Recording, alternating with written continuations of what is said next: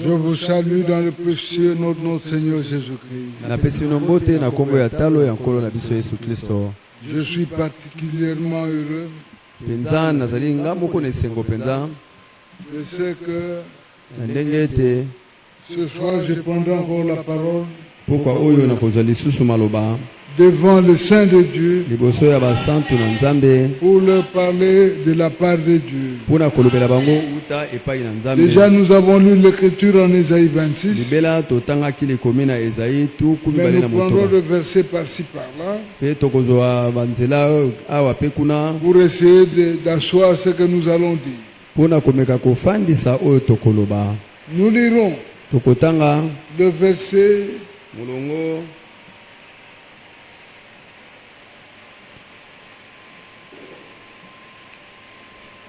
Nous partons du verset 7. Nous lirons le 8e. Ensuite, nous sauterons au verset 10. Nous lirons le verset 12. Le verset 13. Et le verset 14. Au verset 7, l'Écriture dit: le chemin du juste est la droiture. Toi qui es juste, tu as plani les sentiers du peuple du juste. Aussi nous t'attendons, ô Seigneur, sur la voie de tes jugements. Notre âme soupire après ton nom et après ton souvenir. Verset 10. Si l'on fait grâce aux méchants, il n'apprend pas la justice. Il se livre au mal dans le pays de la droiture. Il n'a point égard à la majesté de Dieu.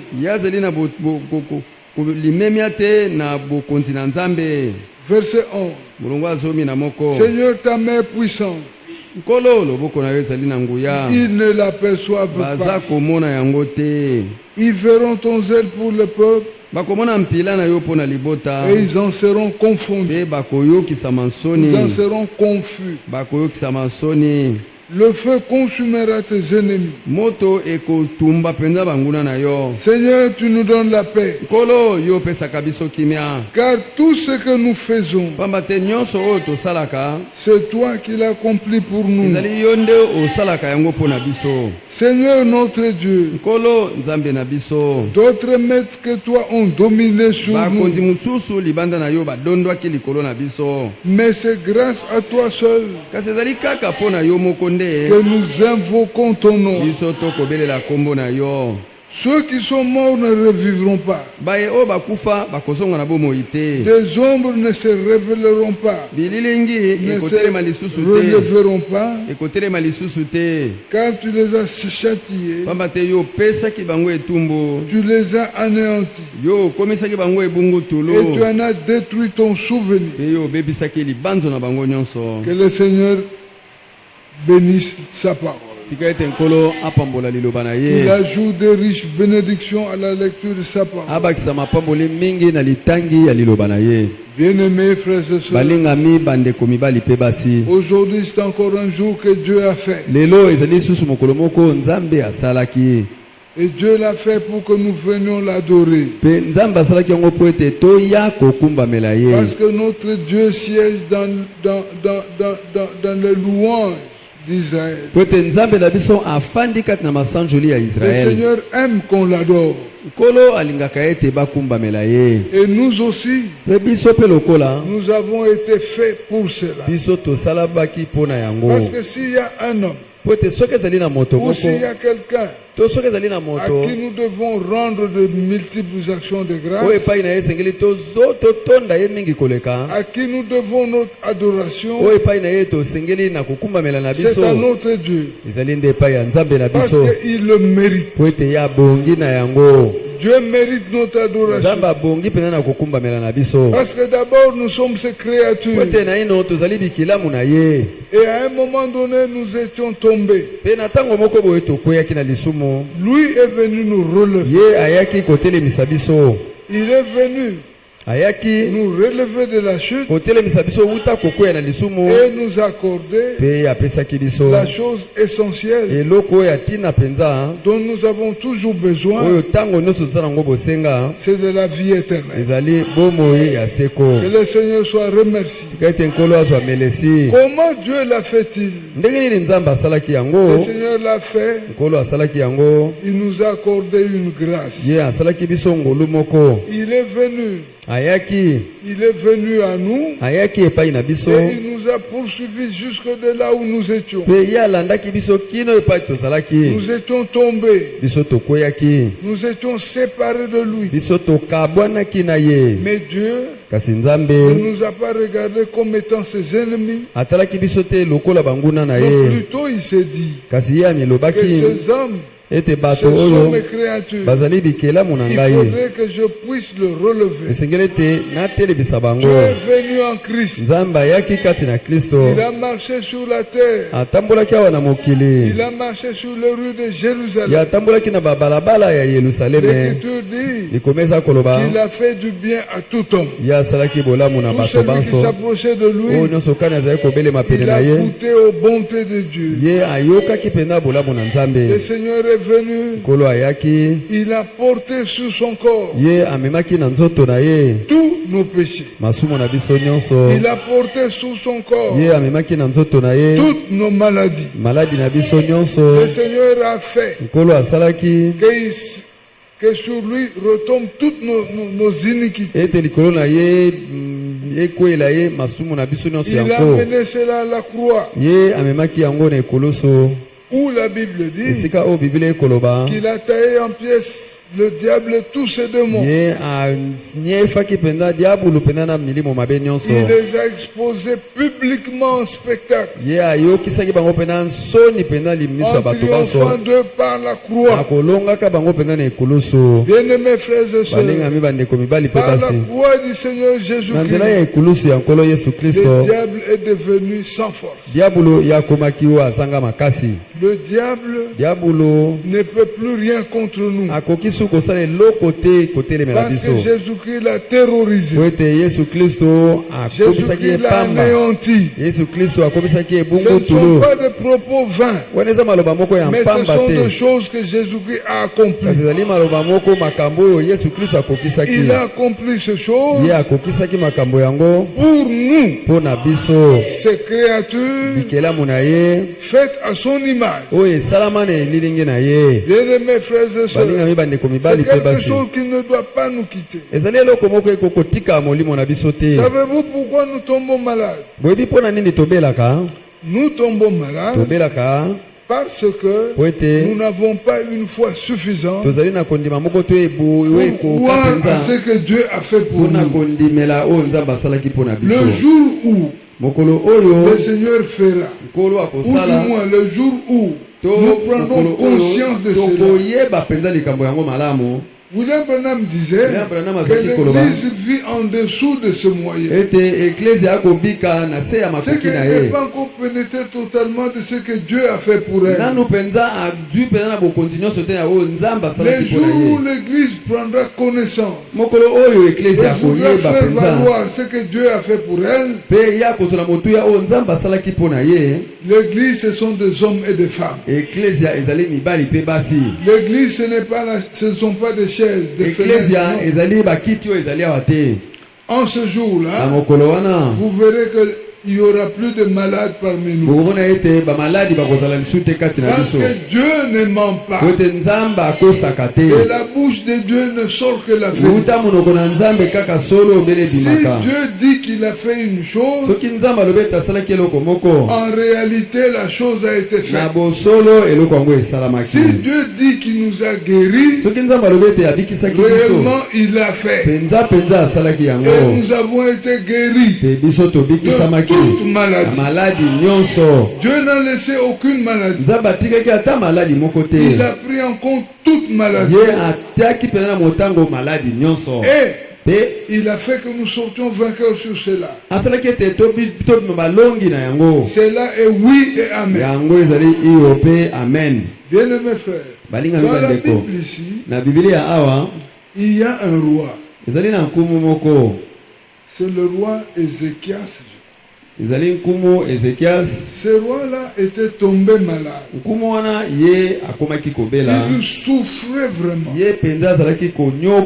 L'Écriture dit qu'au lieu de regarder vers Dieu, ce roi-là est allé consulter le médecin. Consulter le médecin, ce n'est pas mauvais. Mais vous remarquerez aujourd'hui que si un chrétien tombe malade, la préoccupation qui est dans sa tête, c'est tourner uniquement, totalement, entièrement vers le dispensaire. Ce n'est pas bien. Quand nous sommes malades, pensons d'abord à Dieu. Mes frères, je vous le dis, parce que c'est comme cela. C'est écrit dans la Bible. Et ce roi-là, quand il est allé consulter les médecins, la suite est que ce roi-là fut mort. Mais quand on tourne le regard vers Dieu, l'Écriture dit le visage rayonne de joie. Parce que Dieu n'échoue pas. Alors je voudrais bien aimer frères et sœurs que nous puissions changer le physique de Paul.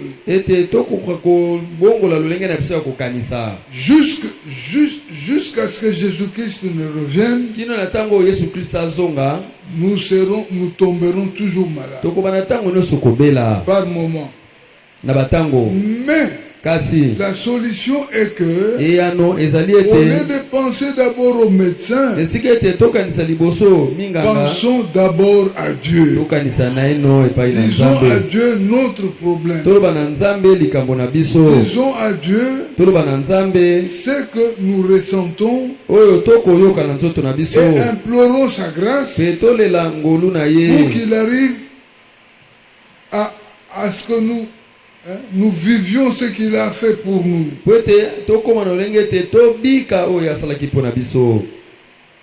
J'aimerais retrouver ce passage. Peut-être j'ai dit des choses qui ne sont pas correctes. Ézéchias est en chronique.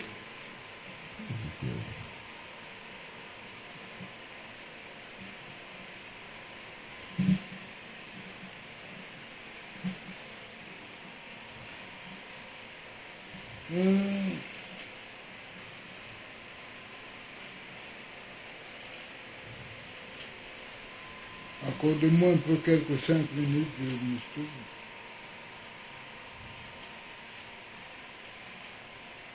Si quelqu'un voit ça, il peut me rafraîchir la mémoire.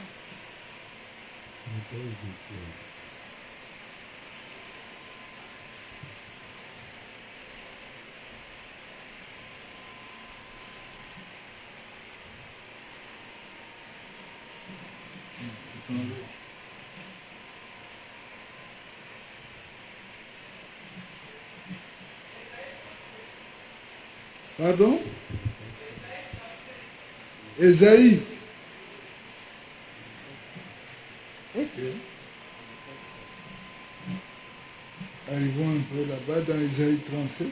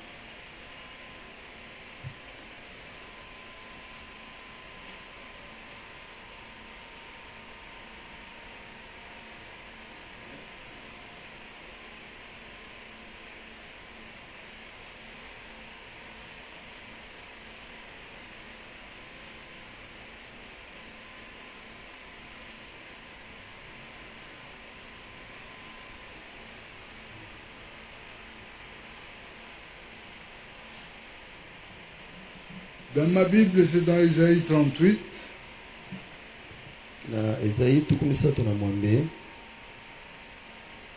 Mais ce n'est pas exactement là où je cherchais.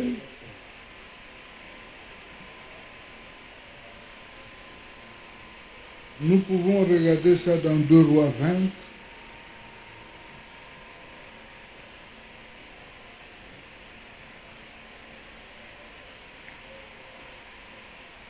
Dans 2 Rois au chapitre 20.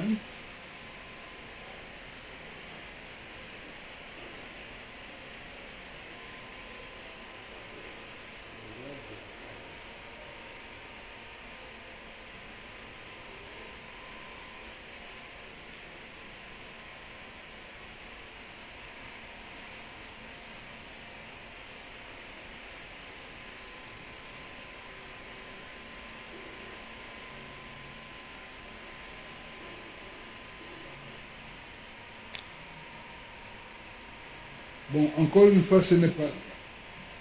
Mais prenons ça dans Isaïe 38. L'Écriture dit, au premier verset, en ce temps-là, Ézéchias fut malade à la mort. Le prophète Ésaïe, fils d'Amoz, vint auprès de lui et lui dit, ainsi parle le Seigneur, donne tes ordres à ta maison, car tu vas mourir et tu ne vivras plus. Ézéchias tourna son visage contre le mur et fit cette prière au Seigneur. Ô Seigneur, souviens-toi que j'ai marché devant ta face avec fidélité et intégrité de cœur.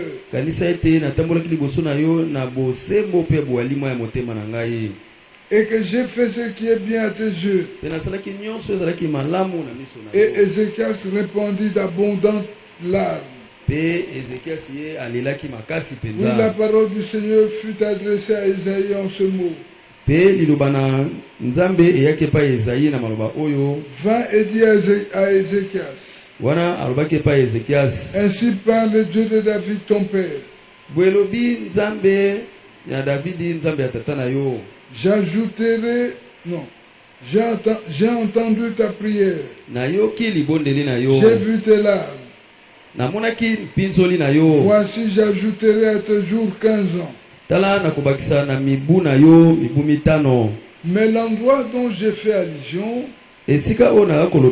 il est écrit clairement qu'au lieu de consulter Dieu,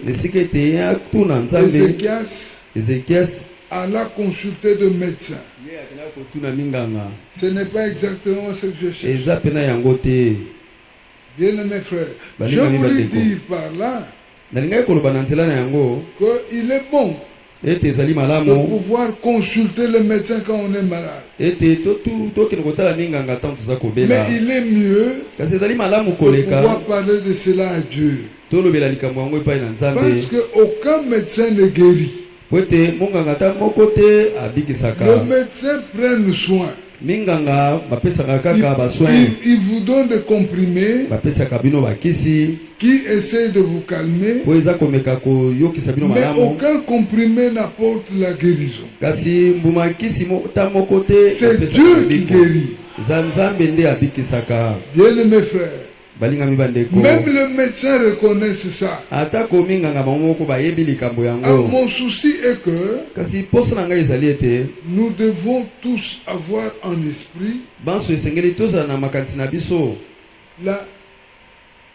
c'est-à-dire la pensée exacte. C'est que quand on est atteint de maladie, avant de penser au médecin,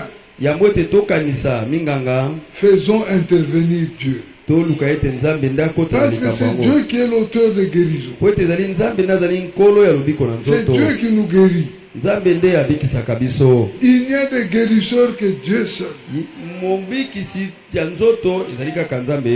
Bien-aimés frères et sœurs, si nous ne sommes pas parvenus à ce niveau-là, croire que c'est Dieu qui guérit, alors nous sommes des hommes malheureux. Bien-aimés frères, dans Isaïe 26, nous avons vu,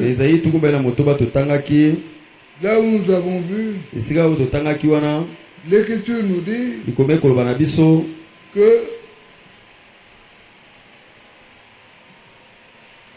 aussi nous t'attendons au Seigneur sur la voie de tes jugements. Nous savons tous qu'il y aura un jugement dernier. Mais dans l'église du Seigneur aujourd'hui, l'Écriture dit que le jugement commence par la maison de Dieu. Quand nous prêchons ici, c'est un jugement qui vous est adressé. C'est la parole de Dieu qui nous juge. Bien-aimés frères, quand tu crois la parole de Dieu, alors tu sors vainqueur de ce jugement. Le problème est que nous puissions tous avoir en esprit et en notre conscience la chose essentielle, c'est que nous croyons qu'aujourd'hui les jugements commencent par la maison de Dieu. C'est vers nous que les jugements commencent. Alors pour que nous puissions ne pas être pris dans ces jugements-là, bien-aimés frères, il est important que chaque fois que la parole nous est adressée, que nous puissions la croire. L'Écriture dit,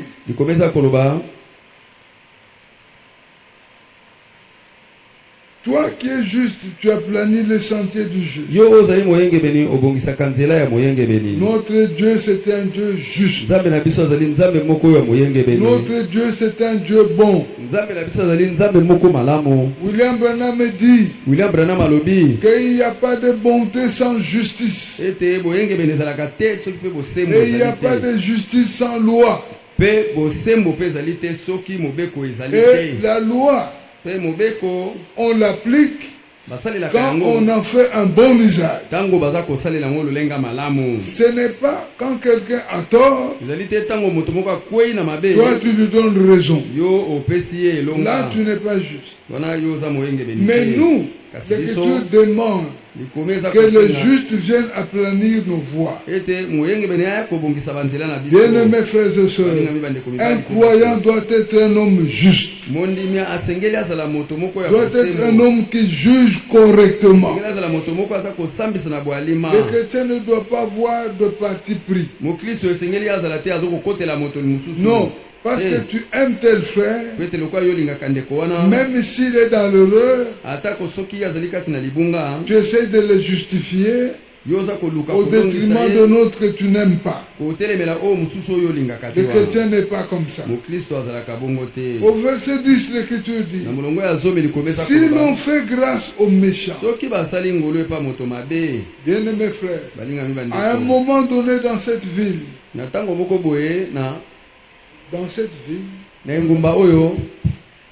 nous avons reçu l'enseignement sur la grâce. Ce n'était pas l'enseignement, c'était une compréhension de la Bible. Parce que Dieu qui est notre Père aujourd'hui, avant qu'il ne le soit, il a été le Père d'Israël. Avec Israël, il a marché avec eux dans la loi. Et la loi mettait l'homme au centre. Au point qu'il demandait à l'homme que ne vivra que celui qui mettra ces choses en pratique. Mais à la loi, personne n'a pu l'accomplir. C'est pourquoi le Seigneur, voyant cela, il promet dans Isaïe 30, il dit dans Isaïe 30 au verset au verset 18, il dit, cependant le Seigneur désire vous faire grâce. Le Seigneur avait un désir.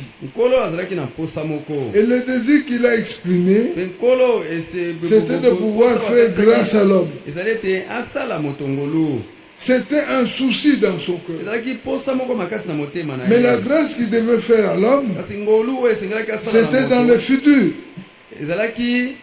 Dans le futur. C'est ainsi que dans la nouvelle alliance, Jésus-Christ est venu avec la grâce. Dans Jean 1, verset 17, l'Écriture dit, Moïse est venu avec la loi, mais Jésus est venu avec la grâce et la vérité. En ce moment-là, au milieu de nous, il y avait des faux frères qui avaient changé la grâce de Dieu en disgrâce. Bien-aimés frères, Dieu nous a sauvés tous par grâce. Aucun homme qui est sauvé n'est sauvé autrement. Dieu nous a sauvés tous par grâce. Et il a voulu que tout homme qui est sauvé reconnaisse qu'il n'a exercé aucun effort. Tout reposait sur Dieu. Il y a eu deux groupes au milieu de nous. Il y a eu deux groupes. Il y a des frères qui ont reçu la grâce avec la compréhension correcte. Et un autre groupe qui se disait, Dieu nous a sauvés par grâce. On peut tout faire. Dieu ne va pas nous condamner. Parce que c'est par grâce que nous sommes sauvés. Les frères, en ce moment-là, ils ont transformé la grâce en disgrâce. Mais ceux qui avaient reçu l'enseignement correct et de la manière correcte, ils se sont dit, c'est vrai que Dieu nous a sauvés par grâce, mais nous ne pouvons pas déformer la grâce en disgrâce. Parce que William Branham disait que la grâce n'est grâce que pour celui qui la reçoit comme grâce. Bien-aimés frères, à partir de ce moment-là, il y a plusieurs frères qui ont fait la déchéance. Et jusqu'aujourd'hui, il s'est levé de murmures parmi nous. Il y a des frères qui nous ont taxés de frères sans un enseignement sans effort. Et les autres appelaient les autres frères des éphoristes. Bien-aimés frères, Dieu qui nous a suivis jusque dans le mal et qui est venu pour nous extirper de là, ne pouvait pas acquiescer que les hommes qu'il a tirés du mal puissent encore rentrer dans le mal. Non, bien-aimés, c'est parce que les hommes n'avaient pas bien compris l'enseignement de Dieu. Parce que dans Tite 1, dans Tite 3, l'Écriture dit que la grâce, c'est un enseignant. La grâce nous enseigne à renoncer à tout ce qui est impiété, aussi à tout ce qui ne vient pas de Dieu. Bien-aimés frères, c'est dire que quand Dieu t'a sauvé, il t'a sauvé pour que tu te tiennes loin du mal. Dieu ne peut pas te sauver pour te demander à continuer dans le mal. Bien-aimés frères, il y a une différence entre quelqu'un qui est sauvé et qui vit la vie de sauvé et un homme qui est sauvé mais qui continue à pratiquer la vie des hommes souillés. Alors là, ça se résume Selon le verset 26, le verset 10, l'Écriture dit qu'on ne sait pas faire grâce à un méchant. Quand tu fais grâce à un méchant, la Bible dit qu'il n'apprend pas la justice. Il n'apprend pas la justice. Il n'a pas d'égard au pays de la droiture. Il n'a pas d'égard à la majesté divine. Ce qui est vrai, c'est que Dieu nous a sauvés et il nous a fait quitter le mal. Dieu ne permet pas qu'un homme qui est sauvé puisse rentrer encore pour se porter dans le mal. Non, bien-aimé frère. Quand Dieu te sauve, c'est qu'il te sort du mal et il fait que tu puisses être réellement dessaisi de tout mal.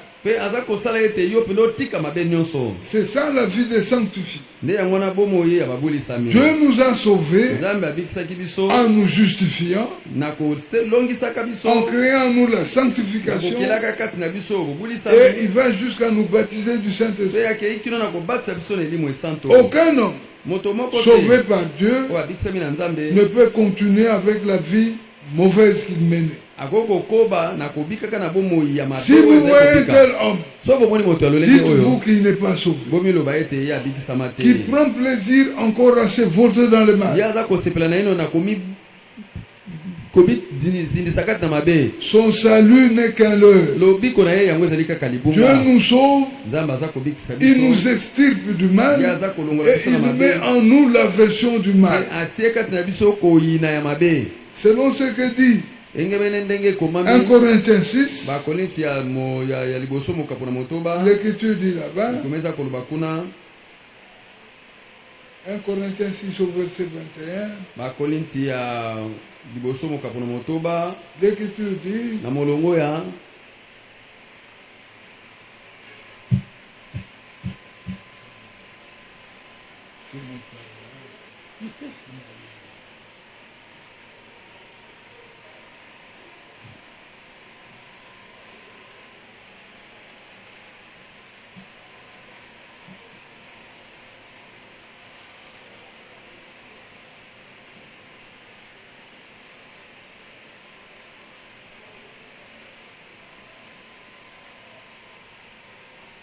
au verset 7, l'Écriture dit, 1 Corinthiens 6.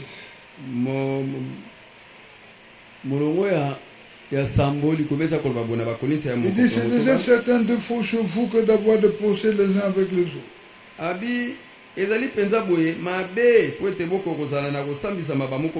Pourquoi ne souffrez-vous pas plutôt quelque injustice? Pourquoi ne vous laissez-vous pas plutôt dépouiller? Mais c'est vous qui commettez l'injustice et qui dépouillez. Et c'est envers des frères que vous agissez de la sorte. Il y a des frères qui sont spécialistes et ils se passent pour des escrocs. Ils escroquent qui? Ils escroquent ses autres frères. Et cela c'est dans la maison de Dieu. Bien mes frères, des choses comme ça, le Seigneur ne tolère pas. L'Écriture dit, ne savez-vous pas que les injustes n'hériteront point le royaume de Dieu? Et ces hommes-là ont dans leur bouche toujours le problème de l'enlèvement. Mais ils ignorent que la vie qu'ils mènent ne leur donneront pas pouvoir expérimenter la plus belle promesse. Parce que ce sont des injustes. Bien-aimés frères et sœurs, le Seigneur nous a appelés à ce que nous puissions écouter la parole, que la parole nous sanctifie, que la parole nous libère de tout ce qui est mal, et la parole crée en nous une justice selon Dieu, que nous soyons justes pour le royaume. C'est ça ce que Dieu veut. Le Seigneur ne supporte pas que parmi nous, il y ait des hommes qui même dans les affaires, ils pensent comment il peut doubler son fils. Bien-aimés frères, à ceux-là l'écriture dit, ne vous y trompez pas. Bien-aimés frères, ne vous y trompez pas. Non. Dans le royaume de Dieu, c'est là où il y a le sérieux. C'est là où il y a des frères et sœurs sérieux qui se sont séparés du monde et de la vie du monde. Ils vivent la vie de Dieu. Parce que la vie de Dieu ne triche pas. La vie de Dieu ne trompe pas.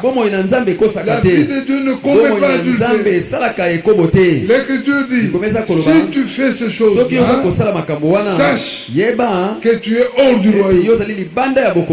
Mais alors que quand nous venons ici, chacun n'a que dans sa bouche l'enlèvement. Bien mes frères et sœurs, pour prendre part à l'enlèvement, il faut être séparé de toutes ces choses. Ces choses doivent être tenues loin de toi. L'Écriture dit, ni les impudiques, ni les idolâtres, ni les adultères. Ce sont des choses qui ne doivent même pas être nommées par nous.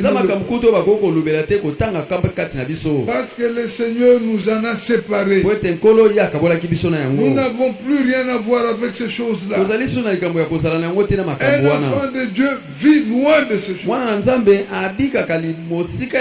L'enfant de Dieu vit et pratique la vie de Dieu. C'est la vie que nous avons par la nouvelle naissance. Parce que par cette naissance-là, nous avons en nous la nature de Dieu. La nature de Dieu, c'est une nature qui crée en nous la droiture, qui crée en nous l'intégrité. Un enfant de Dieu doit être un homme intègre. Oui. Ce n'est pas quelqu'un qui réserve des coups à ses frères. Non, Dieu l'a affranchi de tout. C'est ça la vie de Dieu. Nous devons être exemplaires à tout point de vue. Bien-aimés frères, l'Écriture dit au verset 10, ni les efféminés. Tu vois un enfant de Dieu qui est là, tu te demandes, est-ce tu ne sais pas savoir de quelle nature il est. Mon frère, ma soeur, si tu es homme, je veux te voir homme. Ce n'est pas être à califourchon là.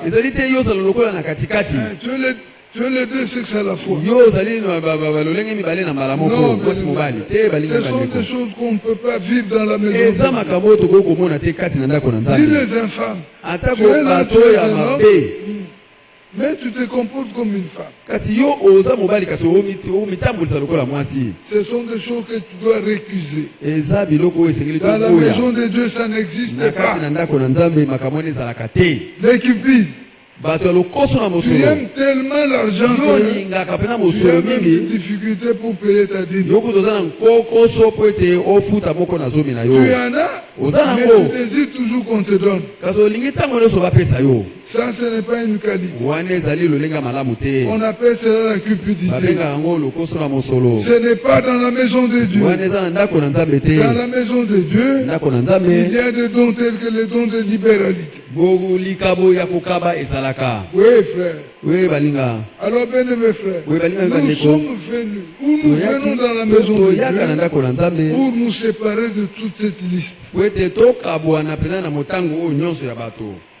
On nous a donné la liste là, où l'Écriture dit qu'il n'y a pas de voleurs, il n'y a pas des outrageux, des ravisseurs, toutes ces choses-là. Et l'Écriture dit, si vous êtes comme ça, sachez que le royaume de Dieu est loin de vous. Au lieu d'entrer dans le royaume, plutôt tu es exclu du royaume. Alors bien mes frères, là ça vient quand le frère Franck explique Il dit qu'une écriture mal comprise crée d'abord une souillure de la chair, une souillure de l'esprit. Après la souillure de l'esprit, ça peut progresser jusqu'à la souillure de la chair. Mais quand Dieu te fait grâce, il te débarrasse et de la souillure de la chair et de la souillure de l'esprit. Un enfant de Dieu est dégagé de toutes ces choses. C'est ce que nous devons réclamer à Dieu. Parce qu'on ne va pas dans l'enlèvement tout en expérimentant ces mauvaises choses. Non, bien-aimé frère. Alors, la suite il dit, au verset 12, il dit Seigneur, tu nous donnes la paix. Comment est-ce que Dieu nous a donné la paix? Dans Ésaïe 53, l'Écriture dit, le châtiment qui nous donne la paix est tombé sur lui. Jésus-Christ a subi de différents services. Il a été battu comme jamais un homme n'a été. C'était pour que toi et moi nous connaissions la paix. Et aujourd'hui cette paix-là, la Bible dit que nous devons la rechercher. Rechercher la paix et la sanctification, sans laquelle personne ne verra Dieu. Bien mes frères, nous venons dans la maison de Dieu pour être corrigés. C'est pour que le Seigneur qui nous connaît, qui connaît nos cœurs, qui connaît combien nos cœurs résistent à sa parole, puisse exercer sur nous une pression pour que chacun de nous puisse fléchir devant la parole. Quand l'Écriture dit rechercher la paix, ce n'est pas seulement vers les hommes que tu aimes. Non, c'est même vers les hommes que tu hais. Mais comme la haine ne peut pas monter dans le ciel, tu dois rechercher à être en paix avec tout le monde. Tu dois la rechercher. Oui, bien aimé frère.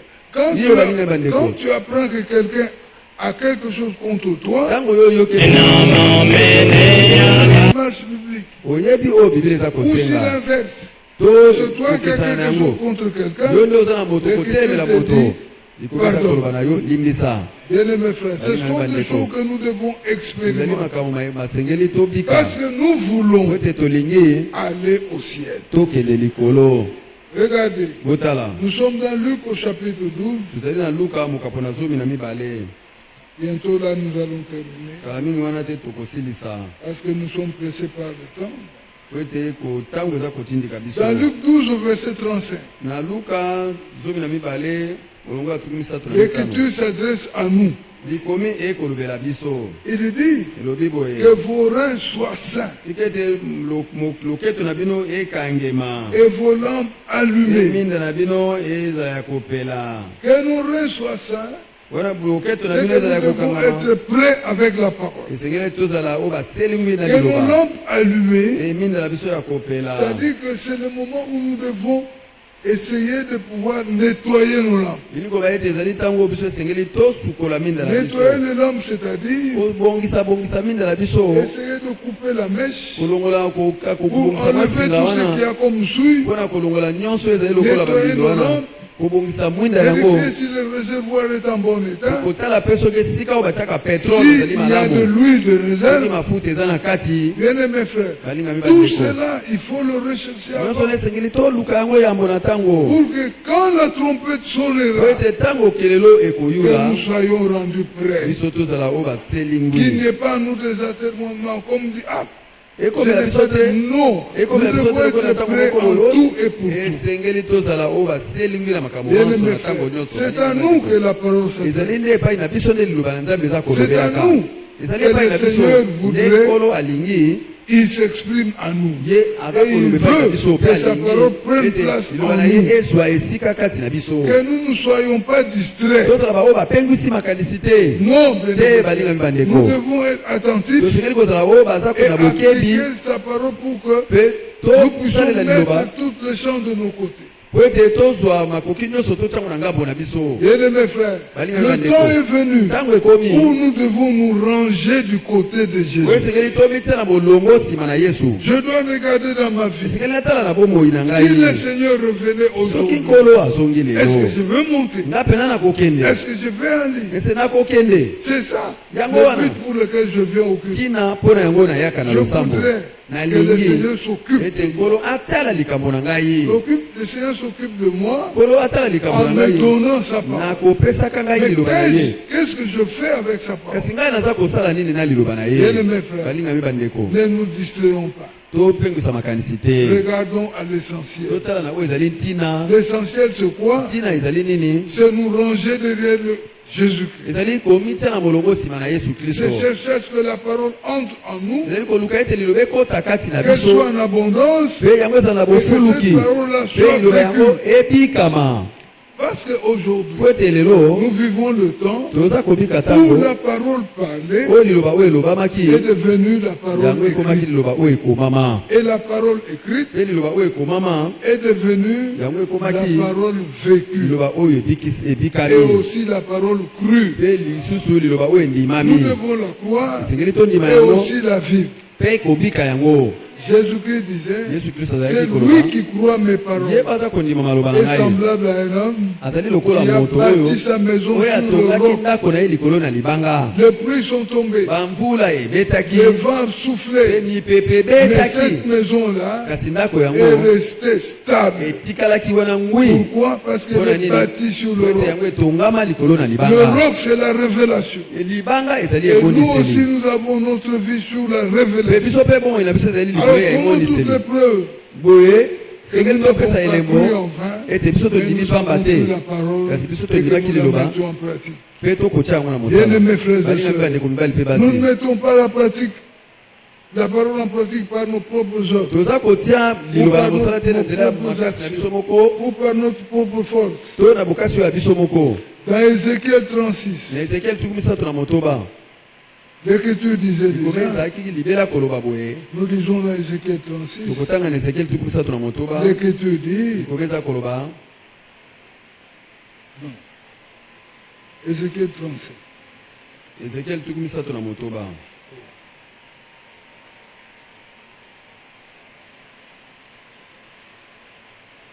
c'est Ézéchiel 36, non?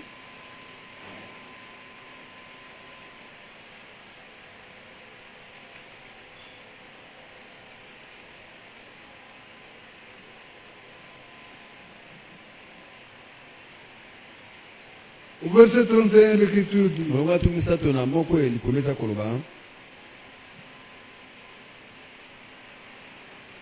alors vous vous souviendrez de votre conduite qui était mauvaise et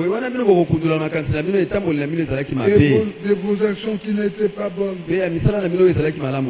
Vous vous prendrez vous-même en dégoût à cause de vos iniquités, de vos abominations. Ce n'est pas à cause de vous que j'agis de la sorte, dit l'Éternel. Sachez-le, ayez honte et rougissez de votre conduite, maison d'Israël. Au verset 27, l'Écriture dit, je mettrai mon esprit en vous et je ferai en sorte que vous suiviez mes ordonnances et que vous observiez et pratiquiez mes lois. C'est le Seigneur qui le fera. Mais il est bien entendu que c'est aussi avec notre vouloir. Si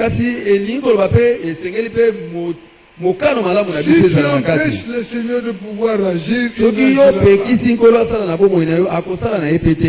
Bien-aimés frères, le temps est arrivé où nous devons implorer la grâce de Dieu pour qu'il vienne avec notre approbation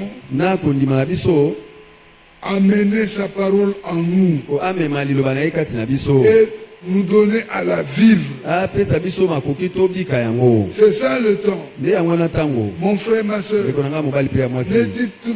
te dis pas que moi, tel que je suis là, je vois d'ailleurs que les frères de cette assemblée-là, ils sont bien. Bien-aimés frères et sœurs, n'est bien que celui qui vit la parole. Un homme qui ne vit pas la parole, même s'il priait à Krefeld, même s'il priait au Branham Tabernacle, il n'est rien. L'homme n'est quelque chose que s'il vit la parole.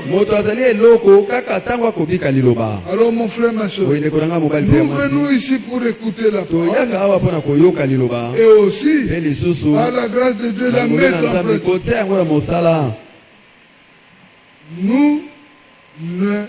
Nous n'acceptons pas que quelqu'un d'autre peut être au-dessus de nous.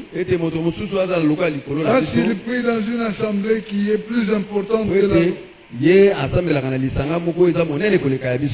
Une assemblée qui est importante en envergure. Bien-aimés frères, Dieu n'a besoin de fils que des fils obéissants.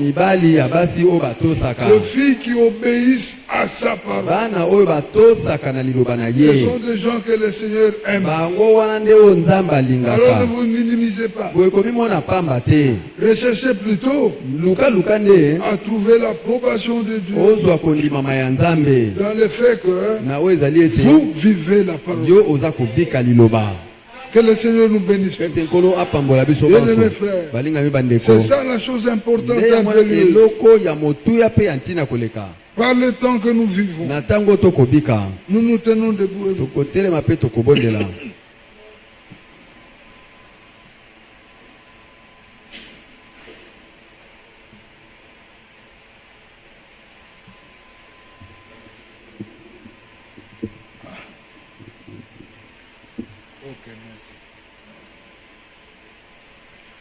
Bien-aimés frères et sœurs, nous venons d'écouter la parole de Dieu. Dieu a parlé au cœur de chacun de nous. Chacun de nous a compris l'importance que le Seigneur attache à sa parole. Ce que Dieu veut, ce sont de fils et de filles acquis à sa cause. Des hommes, des frères et des femmes qui sont d'accord avec sa parole. Si tu n'es pas d'accord avec la parole de Dieu, c'est que tu es un non partant. Mais le Seigneur veut que la parole qui sort de sa bouche trouve de la place dans nos cœurs. Alors, bien-aimés frères, nous allons tourner nos regards vers lui. Chacun de nous sait de quelle manière il vit. Si tu trouves que tu as encore des choses que la parole t'a reproché, Dieu ne te condamne pas. Dieu veut que tu rentres à la croix. Si tu es incapable de pouvoir produire quoi que ce soit, c'est toi qui es incapable. Mais Dieu a toute capacité. Le problème, c'est que nous devons être sincères. Dire au Seigneur la chose telle que c'est présent. Bien-aimés frères, le Seigneur ne veut pas que nous soyons des ennemis entre nous. Et pour que nous nous parlions à peine. Non, dis-toi que le frère qui est à mon côté va hériter du même ciel que moi. Alors j'ai tout intérêt de pouvoir faire paix avec lui. Bien-aimés frères, si nous levons cette option-là, le Seigneur va nous accompagner jusqu'au fond. Pour qu'au milieu de nous, nous vivions cette intégration-là. Nous vivons cette complicité-là. Que nous soyons tous en paix. Alors, nous marcherons ensemble avec le Seigneur. Nous chantons tel que je suis sans rien à moi. Tel que je suis.